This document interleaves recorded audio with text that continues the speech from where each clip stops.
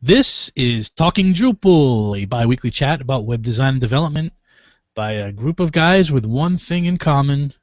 We love that Drupal. We record this live on Wednesday afternoons on a Google Hangout. Visit us at talkingdrupal.com. This is episode 118, Wednesday, April 20th, 2016. Improving SEO. Welcome, guys.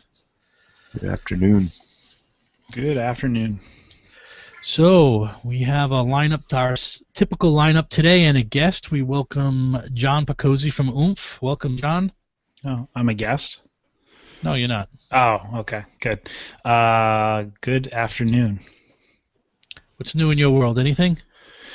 No, getting ready, getting excited for DrupalCon. Going to be going to DrupalCon in 3 weeks now, I believe it is, and got the sponsor list out, or the speaking list out, and everybody knows what the talks are going to be and different events. So getting excited, getting ready to head down to New Orleans. That's great. We'll have to figure out. Is that a recording week for us or not? Do you know? I do not know, but Figure that out. If it is, I'd be more than happy to come in from the Big Easy. All right. So we also have Nick Laughlin from Enlightened Development. Hey, Nick. Hey, good afternoon. Looking forward to today's topic, and it was kind of nice to have a joint speaking engagement yesterday down in Providence with you, Stephen, about Drupal 8 and caching. Yeah, that was fun. It was. I think it turned out to be a very informative talk.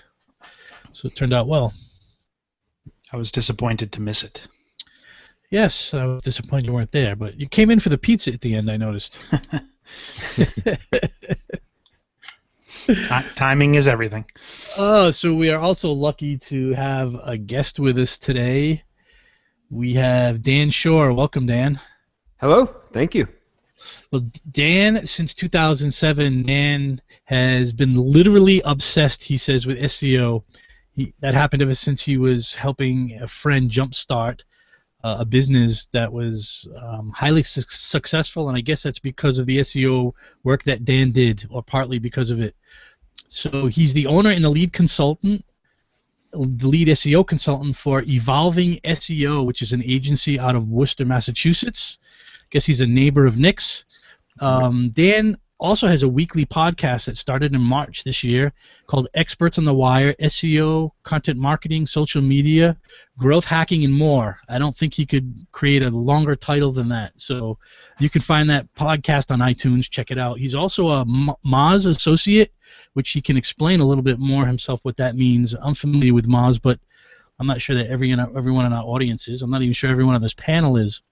He was also a recent presenter at the Newport Interactive Marketers, which is a networking meeting. I think it's monthly that John attends, and that's what brought Dan here to us today. So welcome, Dan. Thank you. Thank you for having me. It is a pleasure. So we're looking forward to talking SEO. SEO is such an important part of every website that we all deliver, and I think at times it's gotten so much easier over the past few years that maybe people ignore it sometimes. And we're looking forward to hearing some of your insights and strategies today. Absolutely. Before we get to that, we're going to go to our tips of the week for Drupal. And John has a good one that's related to this show today and our guest. Yeah, so Stephen mentioned going to Newport Interactive Marketers meetup I go to every month, and that's how we actually connected with Dan. Heard Dan give a great talk about SEO and kind of what his company does. So the tip here is to go to networking events, and not only Drupal-based networking events. If you're in the Drupal community, you know there's DrupalCon every year in the U.S. You also know usually monthly there's a local meetup. But look for meetups outside of the Drupal realm, even outside of the technology realm. Newport Interactive Marketers, as you can tell from the title, doesn't have a whole lot to do with technology. It's usually more marketing SEO related, and it's a great event. We go down, we chat and network, and then listen to a great speaker, and a lot of times you walk away thinking, hey, how can I apply that to Drupal? Okay, here's how I can do it. Worked it through in my head while the presenter was presenting, and sometimes you meet great people. So definitely broaden your horizons. Go to networking events, and they don't always have to be Drupal-based events. Great tip. How about you, Nick? What do you have this week? My tip is a little bit more code heavy. I was working on a project last week where I was needing to use hook user login. It's the hook that fires right after a user logs in. And if you look at the documentation, there's a couple of parameters. There's an edit parameter and an account parameter. And typically, when you have an edit parameter, it is the field, the object that you're currently working on. Well, in hook user login, the edit parameter is actually the form state. So if you are trying to modify something and then do a user save, you are going to end up trying to save all the form values. And if you're not quite sure what happens, it fails silently. It looks like it succeeds, but nothing actually happens. You get no errors. There's no watchdog. There's nothing in the logs. It just kind of silently doesn't work.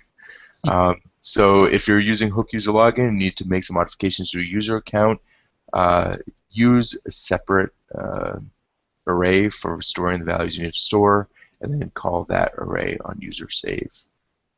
So Nick, refresh my memory, because I've used this before, but I seem to recall some glitches or just some interesting functionality with it. So does hook user login, does that fire when the user physically types in the username and password? So if they stay logged in and then visit the website the second day when they don't have to log in, does that hook fire off? I believe no. It fires when somebody gets logged in, and it doesn't necessarily have to be username and password. It also works with other authentication methods. Sure. Like a but it's login. actually the login process. Correct. That kicks it off. Okay. Yep. All right, excellent. So my tip is around debugging. I think we've mentioned this before, but I just want to bring it up again because it's something that bit me last week. I spent way too long chasing a JavaScript-related bug, and was just doing the old Google searching, trying to figure out what was wrong, thinking there was issues with the module, but yet that I stood back and said, you know what, I bet it's the theme I'm dealing with. Switch themes, and the bug went away. So when you're chasing some bugs down, don't forget to quickly switch over to Garland or some other theme and see if the theme has anything to do with what issue you're having. And once I had enough sense to do that, I resolved the problem in about 15 minutes. So don't forget to switch your themes to help you debug things. That is my tip. So let's move on to our topic, SEO. So Dan, I will let you describe to us, what is SEO? Absolutely. So I'm going to get real basic just for a second here. A lot of people conflate kind of SEO, the channel, versus what do you do to improve SEO. So let's talk about SEO, the marketing channel, first, just for a second. Essentially, you've got different marketing channels. Of course, you've got offline, you've got print and TV and all that stuff. And online, you've got social media. You've got all the places people can discover your company or brand, and the search engine being one of them. So in that sense, SEO, or a search engine, is a channel of discovery for your brand. So the goal, of course, being to favorably be discovered in a search engine. So somebody goes to Google, they type something, they find a product or service or a piece of information or something that you offer. But in a lot of other ways, you can kind of expand your definition of SEO to kind of mean it's kind of an ecosystem of what we have now with search engines. So we've got people in the real world, we're putting things online, articles, products, e-commerce sites, videos, social media posts. We're putting all these things online, and then they can be found by people. They're not only found by people, but by search engines. So Google sends its Googlebot out there to the internet, and they crawl the internet. And you want to make sure when you're putting things online on the internet that you do so in such a way that Google can go and find those things, bring them into their search engine, and then return them to users. So in a larger sense, SEO is not only about just ranking and getting traffic from search engines, but it's about understanding the whole ecosystem that search creates. And that's even mobile devices too. because people searching on a mobile device, now you can be geolocated to where you're searching. Google Voice Search is very interesting. They're actually picking up the sounds of the environment that you're in to figure out what you're saying and where you might be. So there's a lot of aspects to it other than just SEO, the channel. All right, thank you. What can before we go into any more SEO stuff, could you describe to us what you do as an SEO consultant? What does that mean? That is a great question. So the problem that people come to me with is slightly varied, but it's usually some fashion of they're trying to fix a problem in Google or to rank better and get more traffic from Google. So a problem might be something like they have a penalty or a piece of content's not showing up when they type exactly for it word by word. Or maybe when they search for their brand, they're not seeing their logo or their brand box. These are kind of acute problems that people will come to me for because they're, like the CEO of a company is searching and they can't find the thing they're looking for. So it's this kind of urgency thing. On the flip side, it's anybody trying to grow their business. Search is just a channel for that. And so like any other marketing channel or budget, it's somebody, they're putting money into paid ads, they're putting money into social media, they're putting money into content. The clients that come to us, they're trying to solve this problem of growing their traffic through search as the channel. So essentially what we do is, tactically speaking, I can kind of walk through a couple of the services that we provide. So something might be called an audit. So if somebody has a website built on Drupal, I, as the SEO, will go and audit that website, and usually Drupal developers kind of hate me at the end of the day because I'm coming to them with a list of 30 or 40 things that need to be fixed on the website that involve so many things. Technical kind of issues, right? Technical, yep. Yeah, are these are these like specific to a page, or are they sometimes site-wide general issues? Okay. Very good question, both. So we kind of focus on the global issues first, like what's something you can change in one place and it improves the whole site. Maybe site speed things like caching or server, response time, things like that. And then things are page specific as well. So that's an audit. That's kind of a technical look at a website. We can help somebody grow SEO through keyword research. And as you saw me talk about in Newport, keyword research is kind of the core of SEO.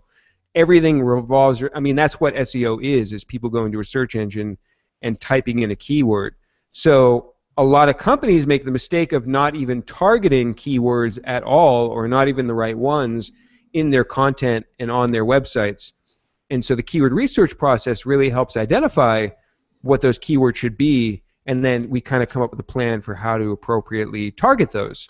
And then we're also supplementing all of this with services that kind of go a little bit beyond the website, because it all impacts SEO, right? Like good PR impacts SEO, good social media impacts SEO. So we'll do social media strategies. We'll help companies with kind of PR-like things, especially if they don't have a PR company.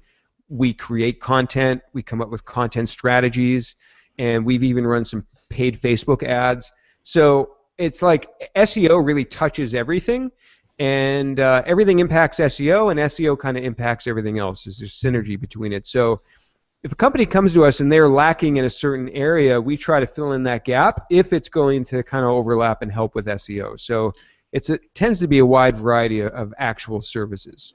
Dan, just out of curiosity, it sounds like your company is you guys are consultants, obviously, but you're making recommendations, and then the client that you're working with would have to go to their web developer or their networking team to make the changes to their website. So it doesn't sound like your company has people that can go in and do that. Is that normal for the industry? Very normal. It would be weird to have an agency that does the audit and then is like, okay, now we're going to bring in our own developer and do it. I'm not saying it doesn't happen, but in most cases, most clients, especially where we're serving companies that are, ideally 20 people or larger, they probably already have an IT department or agency that they have already that they work with. Okay. So summarize for me in a couple of sentences when someone would reach out to you for help. Sure. Yeah, it's really those two kind of scenarios. One, they have an acute problem that has surfaced. One example is, there was a private school a few years ago where they were, and Google Suggest, if you typed the name of the school, the word scandal would pop up in Google Suggest. And that's kind of an acute issue. And then the other side of the coin is just they're trying to use organic to grow traffic. Maybe they've run PPC and they see that it converts like crazy. So then obviously the thinking is organic will convert as well, but maybe they're not ranking. So it's really one of those two things.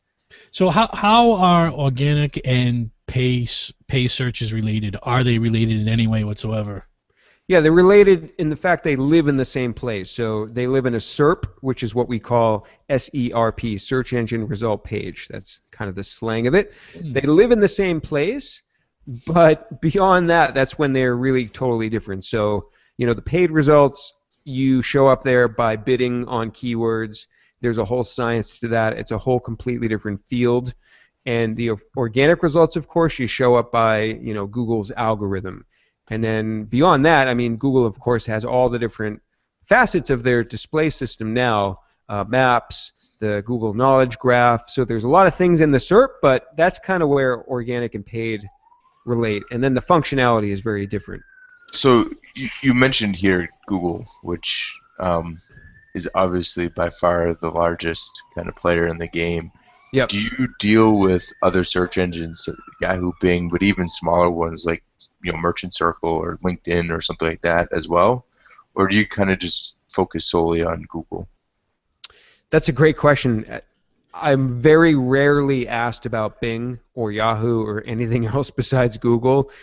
In some cases, I think, and I've been thinking about this myself actually, of taking a strategy of, no one's looking at Bing or Yahoo, and maybe that's an opportunity for some companies that are in a bigger industry that has the search volume, because it is 20% of the searches. Yeah. That's the kind of statistic people say. But, as I think I mentioned before we started the show, I'm personally starting to look at iTunes rankings because I have a podcast, and as you know, podcasts are really kind of exploding even more. I'm very curious about that, but clients typically know they're typically just focused on Google. So I'm looking at. I was curious. I'm looking at some statistics from April of 2015. So this is about a year old data on rankings. So it shows 64% on Google, 20% Microsoft, Yahoo 12%, Ask 1.8%, and then some others below that. That must be U.S. traffic. It must not be including China. Yeah, this was total U.S. traffic. Okay. The stat that I just pulled up here. And of course, where you get the data from is going to be maybe skewed in the favor of one.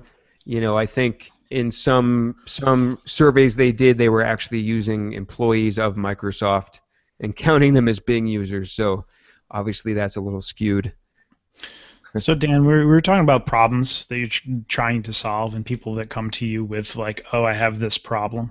Mm-hmm. I have a question or a scenario that I'm dying to know how you typically handle, and we can be kind of general in the response, but I think everybody or there are a lot of companies out there where the web team, networking team, whatever it is, gets a call from the CEO or some C-level employee, and they say, "I just typed this term into Google, and we didn't come up in the first page.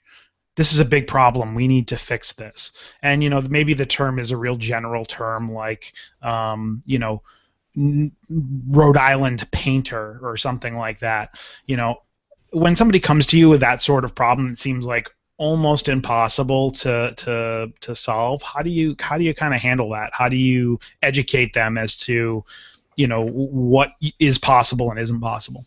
That is a great question, and you just kind of insinuated what I was going to say. The problem there is lack of education, and then the solution is kind of education, because the solution's never, in SEO, unfortunately, it's never like, oh, let me go, pull these few wires out here and there and then like make you rank. It's never that instant. So the question then becomes, how do you educate? And I always, I was a teacher before doing SEO, so It's always breaking things down to a very, very specific level is what I find really works. So then I go back and I say, well, what keyword? And then, can you give me a screenshot? Were you logged in? What town were you sitting in when you? I get all of the details and information, because often what you'll find is, especially in the case of a painter, those results are so personalized, localized, geolocated. You're going to see different results depending upon where you're sitting, and oftentimes I can show them that they might be seeing one thing, other people might be seeing another, and then from there I just pick it apart as kind of a ranking analysis, and I say, well, look, you typed this. Your intention by what you typed, maybe if it's, you know, Rhode Island painters, is to find a painter in Rhode Island. You're not saying I want to find a house painter in Rhode Island, or, you know, somebody more specific. So then I talk through kind of how Google might look at keywords and how they might rank things based upon relevance, based upon the authority of the site, the location, and we kind of talk through it, and hopefully just through getting really detailed, arrive at, you know, a conclusion that satisfies them. I think that brings up a good question. And how do you kind of educate about the geolocation aspect of it? How do you test that and prove that somebody in Worcester might get this response, but somebody in Boston will get a different response, or Wellesley? How do you manage that with your clients? Yeah, it's a great question. So, and one slight distinction I'll make about SEO is there's a practice of SEO called local SEO, and that's kind of a line in the sand where we don't actually do much local SEO. I know a lot about how it functions because I did a lot of local SEO when I first started, and we do local SEO for companies that happen to have a local location, but they're a national company. So just with that said, kind of the idea there is that, and you were asking about how do we talk about the difference between where people are searching. Yeah. Yeah, I mean, I think so. I think you can still do this. You can go to Google and you can set your location in the advanced search options, and so you can try to simulate the location of you know, the searcher, and then show different ranking results for each location. Most ranking tools now, like Moz or Authority Labs or SEMrush, you can set a city or a town location in your rank tracker. So you can show, well, look, you rank here in Worcester, but you rank here in Boston. And you can show those distinctions. You can also show in Google Keyword Ad Planner, you can get search volume by city. So you can put painter in the Google Keyword Ad Planner, and then you can set your location to Boston, and it will tell you how many people sitting in Boston type the word painter.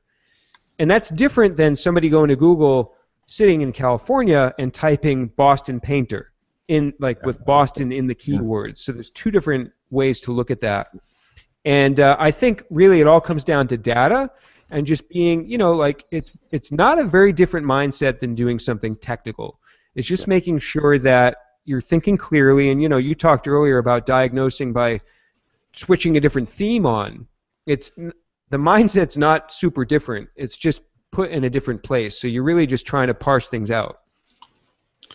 So along those same lines, you know, there are two, and maybe there are more than two, but right now, you know, there's organic search and paid search.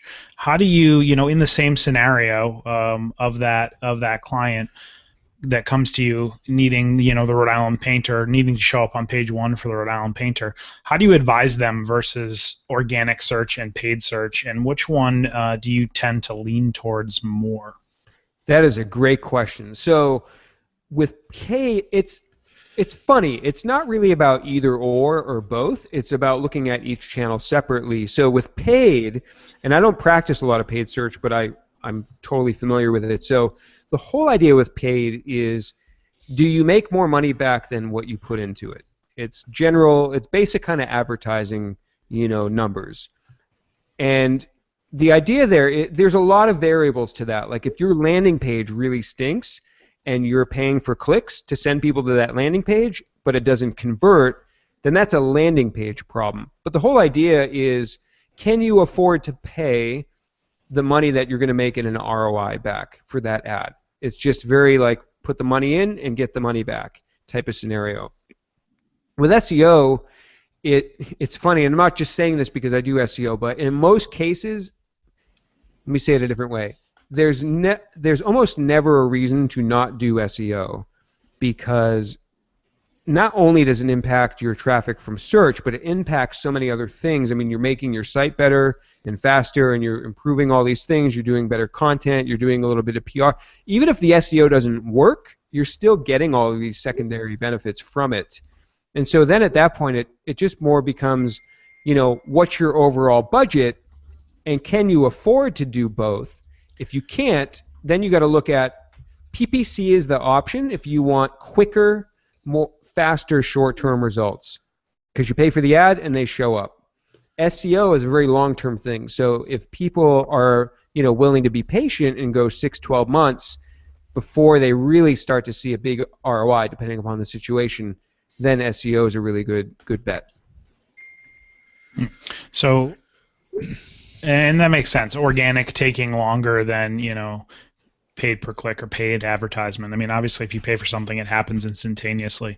What do you think is better for geolocation? Is I would imagine paid would be a better solution in that regard. Yeah, I'm not totally certain how the geolocated stuff works with paid.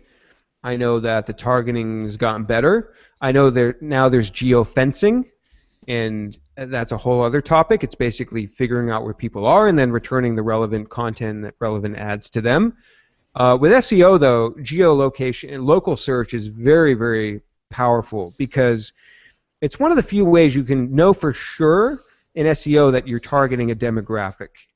So, and demographics, of course, are very important when it comes to marketing. So, like with Facebook ads, I can target somebody that works at IBM, that lives in Boston, that has a college degree. Like, you can get super specific, but in search, if you rank for a keyword, it's very hard to tell what the demographic is of that searcher, and very oftentimes it's a variety of demographics. So somebody searching for a painter in Rhode Island, maybe they're a homeowner, maybe not, maybe they have a college degree, maybe they don't, but the one thing you know for sure is where they live. So that's why local SEO can be powerful, and you can target specific demographics, at least to some extent, with local SEO.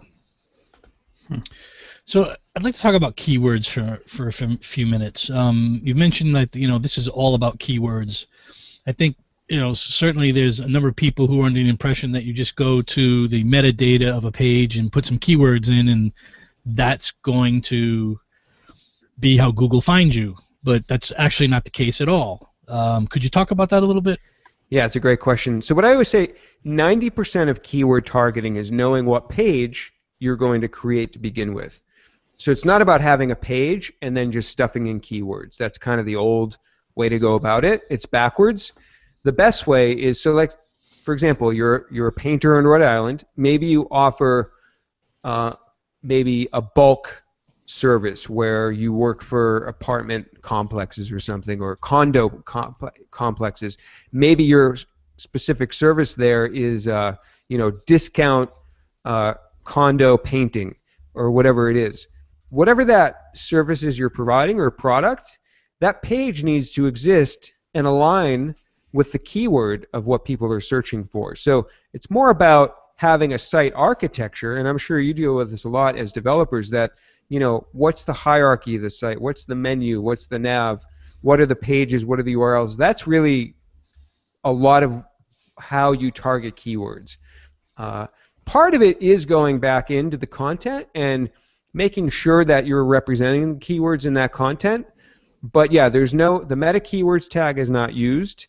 The best place to put keywords in your content is your title tag. You should put your main focus keyword in that. You can put keywords in the meta description. However, Google claims that they don't use that, and I'm skeptical, but that's what they say. And then, of course, you want to have keywords in your content as well, and the URL itself is a pretty strong signal too. It makes sense to me that Google wouldn't use the keyword metadata anymore.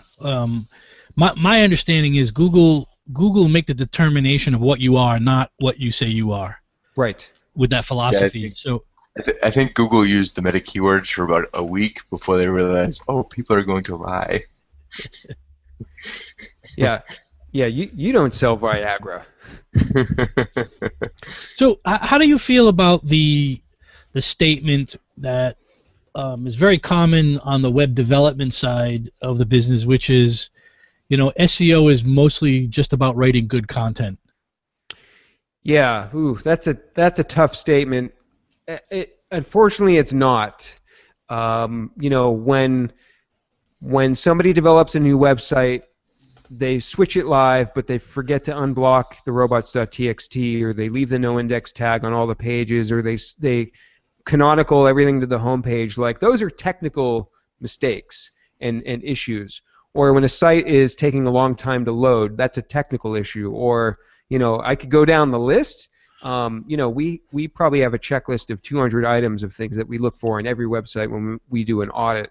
So it's funny because SEO is really about everything, and I think that's where people run into these circular discussions, because it's about content, but it's about technical things too, and it's about mobile, and it's about social. I mean, it's really about everything, and the varying degrees of that depend upon the type of your business, the type of website you have, the industry you're in, and maybe what your goals are. So we've covered quite a bit of kind of the technique that you and your company use, as well as the right ways to go about some of this stuff.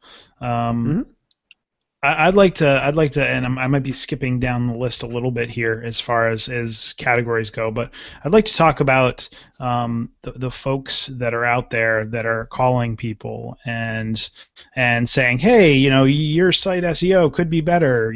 Pay us X amount of dollars to get a better ranking, and so on and so forth. And even, we touched upon it a little bit, even those companies that say, here are the 6 things you need to do to get your SEO to be better, and oh, by the way, we have a whole development team that can do that for you. How do you know, as somebody that's maybe not as entrenched in the web as the 4 of us are, how do you know who to trust, basically? How, that you're not getting scammed or ripped off? It's a great question. There's a few things you can do. For one, I always say, if you're the business owner or whoever you are, to try to educate yourself a little bit first. Even if it's just taking a few weeks to kind of read through some posts, maybe try to do a few things yourself. Because really, with SEO, the unfortunate situation is when I see people getting ripped off or not getting good services, it's because they weren't educated as well to begin with. And I'm not switching the fault around, but it's just kind of how it is. And that's really the first thing, is get a little educated. So I would recommend people go read the Google Webmaster Guidelines. And now, don't take that as like the holy grail of what you should do for SEO, but it's a good start. It's good to be familiar with what Google says they believe SEO. You can also read a few other sites like the SEM Post or Search Engine Journal, or go to Moz, and just kind of get a little familiar with some of the terms, so you can kind of speak the language and not be not be sold on something bad. Now, with that said, really, when you're looking for an SEO provider, I mean, to supplement not having education, you need to go with referrals, and you need to ask the SEO provider to show case studies and explain, not by doing all the work, but explain more than just, at the high level of maybe how they might help. And I think, those are 2 very important things to do. And just doing your due diligence. So you don't want to just kind of blindly accept something that sounds too good to be true. It probably is too good to be true if that's how it sounds. The other thing I would recommend is, you never want to work with somebody that has approached you. And I hate to kind of say it that way, but the best SEOs and agencies are not the ones out there with a sales force or a sales team, cold calling, cold emailing people. They're the ones that are busy doing the work and maybe doing other things to promote themselves, like blogging or speaking or doing podcasts or just kind of putting out good content, helping in the community. But they're not the ones out there trying to sell, because they don't need to, because their work kind of speaks for itself. Unfortunately, our audience is probably not the people who are getting trapped by this problem. So these tips are great, but they're probably really best focused for business owners, not the people that are really our audience. It's kind of interesting. I love that tip you just gave about if someone's reaching out to you, they're probably not the right company to work with. I mean, I think that, you know, kind of coupled with the fact to, like, get references, you know, pretend like this is a, you know, even if they contact you, pretend it's like a contractor that you're, you know, or don't pretend, because you may actually get work from them, but get references, get examples of work that they've done, you know, make sure you do your due diligence. I'm also a firm believer in, like, kind of doing the research, knowing what you're talking about, and being able to navigate the space. You don't have to be an expert. That's what you can pay people like us for, but I definitely think it's worthwhile to know, you know, if somebody's a snake oil salesman or if they're actually gonna do the work. Yeah, so I think we all agree you definitely want to educate yourself. So in the interest of educating myself about a couple of things, almost always SEO is kind of an afterthought with my clients. It's always something like, hey, we're not showing up here. You know, the site's been up for 6 months, been up for a year. Let's hire a consultant. Is there value, extra value that you can provide if we were to include an SEO consultant, you know, before launch or even before development, kind of in the planning stages? Absolutely. I mean, the ideal state for an SEO to come in is at the very beginning, because the keyword research can align and map to the site architecture itself. So the menu, the nav, the URL, all that stuff. And then very commonly before a site goes live, whether it's new or you're doing a redevelopment, we would do an audit on that site before you bring it live to prevent any issues. So it's never too early to bring in an SEO.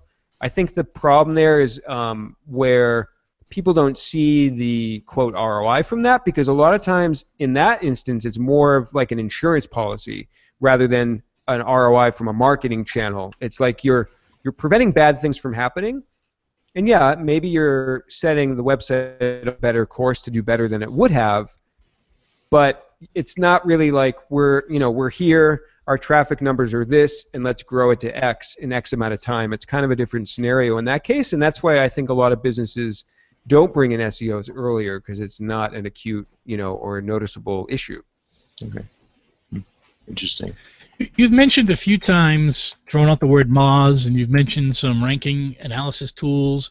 Can you talk a little bit about if someone wants to educate themselves or do some analysis on their own site, what tools would you recommend people get familiar with, or websites they get familiar with? Yeah, it's a great question. So technically speaking, I mean, one of the best tools for the price on the market is Screaming Frog SEO Spider.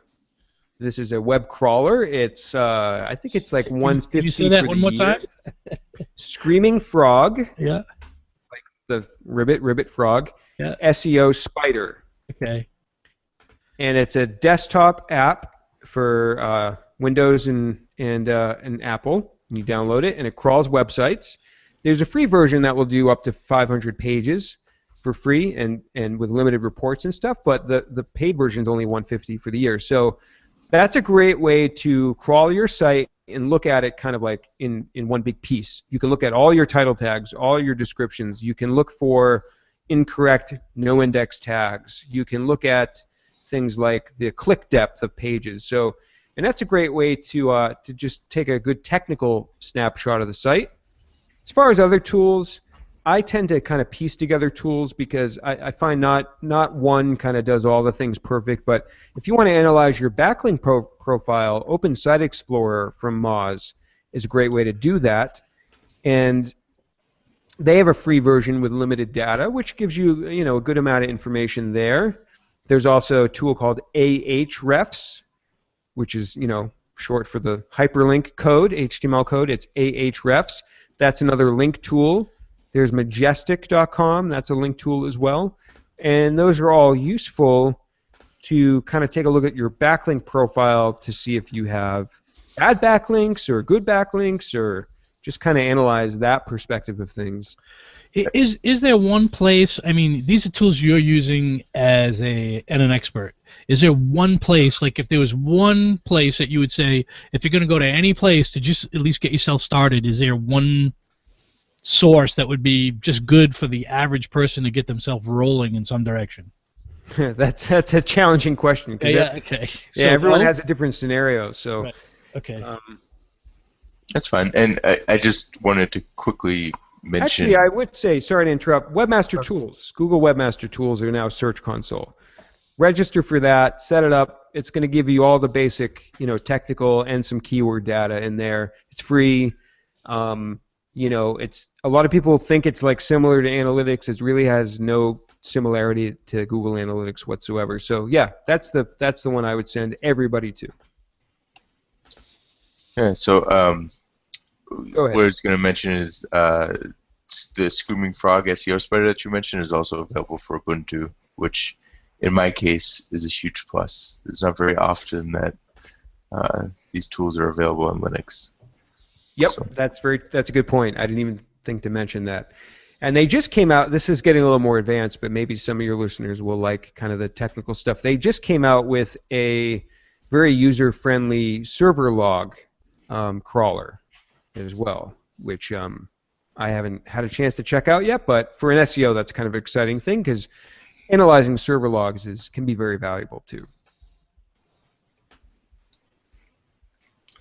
Very cool. So, what would you say are the biggest mistakes people make? Specific to Drupal or not? I'm certainly interested in the Drupal side of things. I think our audience is as well, but kind of in general as well. I don't think we've talked about anything Drupal specific, so yeah, I wasn't asking that for Drupal side. Just general mistakes that people make. Technical mistakes? Anyone. The top mistakes that people make. Yeah, let's go technical first. Okay. So when your 404 page does not actually return a 404 code, that's actually can be a fairly sizable issue depending upon the site.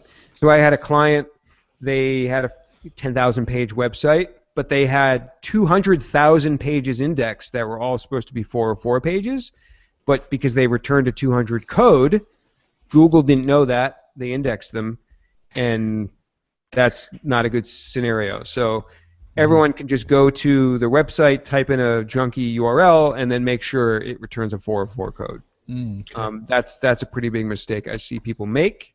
Let's see, other mistakes. One is actually 301 chains. So 301 redirect chains, especially as the site gets older and you go through iterations of it, that really weighs down the crawling of the site. It dilutes your link equity, meaning that when you have backlinks to your website, like every website has a certain authority level in terms of its links. That's kind of one of the ranking factors. And when you pass links through 301 redirects, they lose link value according to search engines. And I have a post I can send you about how to find 301 redirect chains. But one example would be if you go to your Google Analytics and look back as far as you can, like maybe you've had analytics set up since 2010. Grab all of your URLs from that time and then dump them into the Screaming Frog tool that I mentioned in list mode, crawl them, and then export your 301 redirect chain report. And I've seen websites with chains of 5, 6, 7 redirects, and they can be a real pain and a hassle to go through and time intensive, but it's very worth it because it will help the site on so many levels. So that redirect chain thing is an issue, and even just internal redirects, even if it's just one redirect. Like, why have your main navigation links pointing through a 301? Just point them to the final page. So I see that often where people won't update the footer links and they're pointing through redirects, and there's no reason to do that type of thing either. So I guess a question for that particular one is, obviously you would fix the main navigation, but if you have something that's indexed, you don't want to just get rid of the 301 redirect because you want to get that traffic where it's going. In the case of a chain, do you just cut out the middlemen? So you go through the chain and just point each redirect at the end point? So you kind of find it? Is that the solution? Okay. So if you've got URL A and B and C and they're in a chain, instead you go A to C and then you go B to C. Yep. Okay. I assumed as much, but yeah. So it can get a little hairy, especially on big websites where there's been a lot of that history, but it's definitely worth it. So those are technical mistakes. Other mistakes outside of technical, maybe in the realm of content, is just people not putting effort into content. I mean, I have to say it in kind of a plain way. It's just really effort translates into results. And it's not that I think people are lazy. It's that I think people have this notion that they can put out a 500-word blog post and just do 100 of those, and then all of a sudden their website's going to rank well. And that's not how SEO works. And so that's kind of the broken mindset, is because there was this thing called the freshness algorithm, which Google mentioned, or they kind of talked about that maybe 4 or 5 years ago now. And a lot of people took that to mean, well, I need to just pump out blog post after blog post after blog post, and this kind of frequency of content is going to help my site rank better. And that's not true at all. It's really still all about the quality of that content and not the quantity. I mean, there's a very well-known SEO called Brian Dean, backlinko.com is his website. He's actually from Rhode Island, although he lives in Germany now. He puts out maybe 10 blog posts a year, but he's probably one of the highest trafficked SEO websites that's out there. And it obviously has nothing to do with post frequency. It has everything to do with the quality of the content. So the mistake I see people making in content is just they're going through the motions and the mechanics of it without trying to reach an audience or target a customer or help somebody. And so it's that kind of mechanical, just mindless posting of content that I think is a huge mistake. And that's why it's also an area of opportunity, because there's still a lot of people that are doing it wrong.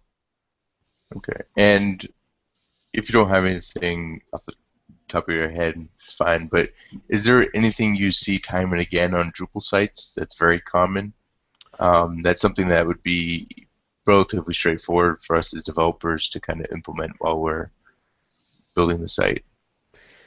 It's funny you ask that, because when I audit a site, I kind of audit it. I mean, I know what the platform is, but I look at it just kind of.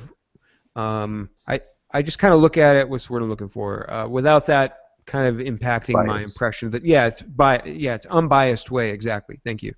So I can't say there's anything Drupal specific that I'm aware of. I'm way more familiar with WordPress, and I've actually worked on WordPress sites hands-on a lot myself. So where I've just kind of dabbled with Drupal a little bit. So I know I'm not in the appropriate company on this podcast probably to talk to Drupal, so I won't pretend to know about that. But yeah, I mean, I think those two mistakes that I see that I mentioned, the 4.4s and 3.1 chains, those are pretty big in general.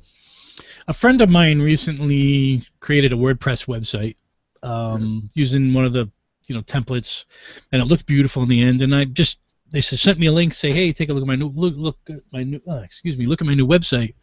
And so I took a look at it, looked great, read the content, was great. So I said, well, let me just take a look at what's underneath here a little bit. And I quickly noticed there were no H1 tags on the page. Or the H1 tag was, it was around the logo on the page. Right. And there was no text associated with it. So I called her up on the phone and said, hey, there's an issue here, because I know you really should have page titles, but there's no H1 tag. And what I found out was that in WordPress, and maybe this is specific to her template, was that she checked off a box that said, I don't want the page title to show up on the page. What that did instead is that also got rid of the H1 tag and wrapped it around the logo. Right.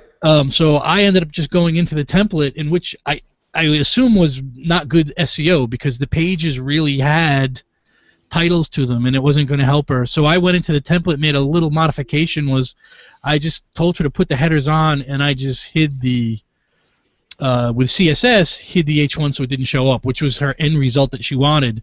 But she had no idea that she was hurting herself by turning that tag off. Right. Yeah. I mean, the H1 is 0.00001% of a factor. Now, some will argue that it helps Google understand what the page is about. Semantically, and I can kind of see that. But if I was going to go down a list of things that are priority on a site, sure, H1. When you get through the other things and you got the H1, definitely fix it. I mean, and especially if it's a simple fix, but it's certainly not one of these make or break things. So what's the top 5? Yeah, I would say in terms of coding and things of that nature, making sure that, like I said before, that you've got your target keyword in the title tag. That's one thing I see lacking a lot. Like back to the Rhode Island painter thing, they won't even have the word Rhode Island in their title tag. That's a pretty big hole. So you definitely want to be putting the location or service in the title tag. Mm-hmm. URL is a big area, so that's definitely where you want to have a keyword as well. The other thing people are leaving out is not using schema.org. So maybe you have something like this in Drupal, like a module or something, but they've seen correlations with ranking and usage of schema.org. And you can mark up blog posts, you can mark up products, you can introduce the star snippets and all these kinds of things. So I would say that's way more important than an H1 tag. And yeah, I think we'll leave it at that. So let's approach this from the other direction. What's the number 1 or number 2 top few things that clients request and look for that are actually harmful for SEO? Oh, that are harmful, yeah. So I think what's harmful is when people will try to target what seems to be like a lot of keywords, but they're really synonyms. So they'll try to create synonymous pages. So I had a consulting call yesterday. Somebody is selling tote bags.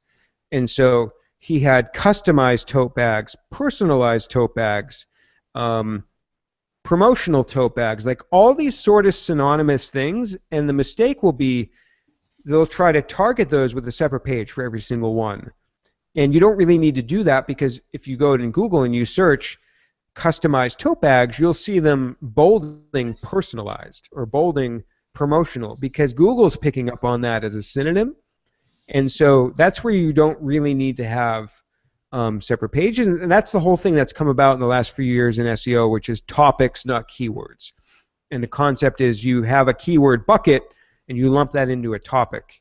So that's definitely a mistake, or things that people are wanting to do that's going to hurt. Another thing people want to do that's going to hurt might be certain types of link building activities. So this might be in the realm of press releases, and sure, that used to work in the past. You go to one of these PR sites, you submit a press release, and it blasts out to hundreds of websites. That's not really effective now. Another fashion of that might be guest posting that does not drive referral traffic. And so what I mean by that is guest posting is great when it's aligned with building an audience and getting in front of people. But when you're guest posting on a site that has no readers, or people aren't seeing your link, or it's the worst one is you guest post on a site that covers lots of topics. So like if you sell electronics and you guest post on a website that talks about pets and home ownership and vacuum cleaners and all these things, you're really putting yourself in a bad situation, because it's obviously kind of a spammy guest post. So that type of thing is a mistake that I see nowadays as well. It's fascinating. I never would have guessed. So I think we just have a couple more things to cover here. I see we're running up against the clock too. As developers are the primary audience here, we did mention some tools that people could use. We'll have links to them in the show notes for everybody. Are there any blogs that you could recommend, or resources that someone like myself, who has an RSS reader and I go through those things a couple of times a week, are there any places you could recommend that we link into to get great SEO advice and stay up on SEO news? Absolutely. Let me go to my RSS reader, and I'll tell you exactly who I have. So I have a bunch of people. Okay, so SEO by the Sea. This is a guy, Bill Slosky. He writes about Google patents. So it can be a little technical, but if it's more of like a... Now, remember, Google doesn't actually use every patent they have, but it's a great resource. There's also... Blind 5-Year-Old is a site by A.J. Cohn. I had him on my podcast, episode 2, and you just got to go to his site. I mean, he's really writing about SEO in kind of a very unique way. There's also all the Google blogs too. So the Google Webmaster blog, Google Inside Search. You definitely want to just stay on top of that. I mean, that's going to be where a lot of the news sources are coming from. And then also in terms of like Google News, there's Search Engine Land, Search Engine Watch, and there's also, I would check out, if people have time for it, some of the webmasters at Google do Google Webmaster Help Hangouts. So similar to this, like we're on now, they do a Google Hangout. Somebody from the Google Search or Webmaster Help team will be on there answering questions. So anybody with a website can jump on one of those things and ask a question. Matt Cutts, I used to follow him. He used to produce a lot of content. I don't think he's doing that anymore, right? He's on leave. So he's been on leave for almost 2 years. Right. In Twitter, it still says he's the head of Google Web Spam on leave, but right. It's very, people think it's very unlikely he's going to come back at this point. Interesting. Okay. Hey, did we miss anything that we should have talked about, Dan? Well, if I think we had another 10 hours, we'd probably get to everything. But SEO is a pretty big field. I would just say that, I hope what I did in my podcast is the first, chunk of episodes was all about SEO, even though we're doing a lot of other digital marketing topics. But obviously, and I have somewhat of a self-interest in that. If people want to check out those episodes, I think it's a people who are listening to podcasts here, it's a great way to take in some SEO knowledge that's not really out there in the podcasting world because it's not being covered in a great way in other areas. I would go to that. I would read the Moz blog as well. You can find some good information there. And yeah, you can find me on Twitter and just ask questions. So if I missed something or somebody had a question, just hit me up at Dan Shore, Dan_SHURE. Happy to answer it. I think these show notes may have the most resource links we've ever produced. So yes, if you're listening, you don't need to scramble and write these things down. You can just go to talkingdrupal.com/118, and that will drive you to the show notes, and all the links will be right in there for you, including links to Dan's websites and his podcast as well. I'd also want to remind everyone that if you have any questions, you can always email us at talkingdrupal@gmail.com or call us at 401-400-2004. Always looking for people's questions and input on the show. Always welcome. So as we wrap up, let's talk about our module of the week. We have footnotes. Footnotes is a really interesting module. It's Drupal 7 and Drupal 8 compliant. And what it does is it allows you to interface with your WYSIWYG editor and allow someone to highlight a piece of text and mark it as a footnote. When they do that, there's a little box that comes up, and they can put the footnote into that box. It stores it as metadata in the content, and then when the page is generated, it actually sticks footnotes at the bottom of the page. So put a little 1 next to the text, and then there'd be a 1 at the bottom of the page with the details. It works quite well. Very cool. So check that out if you need footnotes in your content on a Google site. You got me saying Google instead of Drupal. All right. So let's wrap up today. Dan, thank you for joining us. Thanks for having me. Where can people find you online to track you down? EvolvingSEO.com. My Twitter again, Dan_SHURE. Experts on the Wire podcast.